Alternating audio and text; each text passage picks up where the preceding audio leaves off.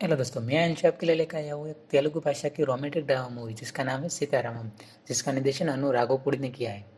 तो कहानी चलो शुरू करते हैं। कहानी ऑपरेशन जिब्राल्टर की पृष्ठभूमि पर आधारित है। 1964 में पाकिस्तानी चरमपंथी अंसारी अपनी चाल के जरिए भारतीय सेना को मोहरे की तरह इस्तेमाल करते हुए कश्मीरी पंडितों को और मुसलमानों के बीच भाईचारे के बंधन को तोड़ना चाहते हैं, जिसके तहत वह कुछ दिमागी रूप से धोए गए किशोरों को कश्मीर से रहने के लिए भेज देता है। 1985 में एक आक्रामक पाकिस्तानी दंगे आफरीन को लंदन में उसके विश्वविद्यालय के डीन द्वारा एक भारतीय परोपकारी आनंद मेहता से माफी मांगने के लिए कहा जाता है, जिसने पाकिस्तानी झंडा जलाने के प्रतिशोध में अपनी कार में आग लगा दी थी।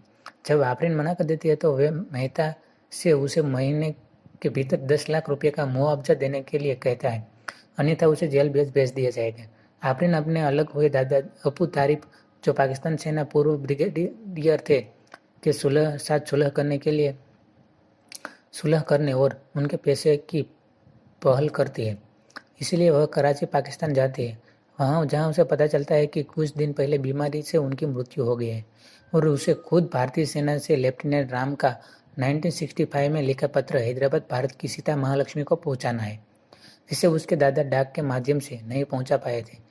तारिक की वसीयत के अनुसार वह सीता को पत्र पहुँचाए जाने के बाद ही उसकी संपत्ति की उत्तराधिकारी होगी। कोई विकल्प न होने पर आफरीन हैदराबाद में नूरजहां पैलेस जाते हैं, जहां पत्र भेजने का इरादा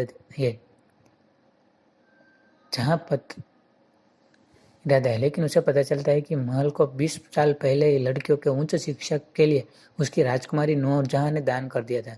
आफरीन अनिच्छा से अपने भारतीय वरिष्ठ बालाजी की मदद लेती है और सुब्रमण्यम से मिलती है, जो एक अकाउंटेंट है जिसने लगभग 40 वर्षों तक नवाब महल में काम किया था, और सीता के बारे में पूछताछ करती है, लेकिन उसे महल में उस नाम का कोई भी व्यक्ति याद नहीं आता है। आफरीन राम के बारे में जानकारी जुटाने का फैसला करती है। उसे लगता है कि इससे उन्हें सीता तक पहुंचने में मदद मिलेगी, और वह एक सैन्य पुस्तकालय में राम की रेजिमेंट के बारे में जानकारी जुटाती है और बालाजी के साथ अनंतपुरम में उसके रेजिमेंट के साथ विकास वर्मा से मिलती है। विकास दोनों को बताते हैं कि 1965 में दिमाग से धोए गए किशोरों ने खुद को कश्मीर से मूल निवासी के रूप में स्थापित किया, और अनजाने में अंसारी ने एक जासूस के माध्यम से भारतीय सेना के मेजर सेल्वन को उनकी जानकारी लीक कर दी थी, जिसके राम के वरिष्ठ विष्णु शर्मा को राम के विरोध के बावजूद उनकी हत्या करने का आदेश दिया था। एक को छोड़कर सभी किशोरों को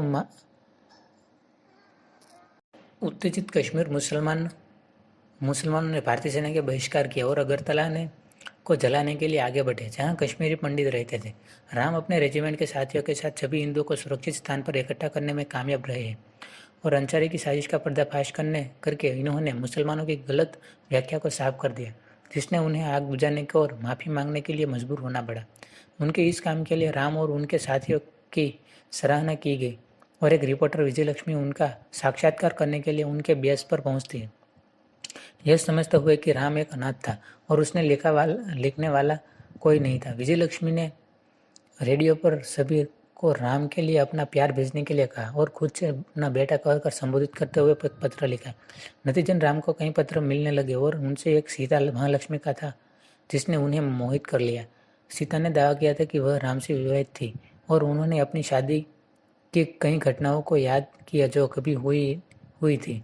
भारत के राष्ट्रपति के रूप में आफरीन की नियुक्ति की गई, जिसने सेना में उनकी प्रतिष्ठा बहाल हुई। पता चला कि आफरीन ने मेहता से माफ़ी मांगी है और पाकिस्तान की जेल से भारत के 18 कैदियों को रिहा भी करवाया है।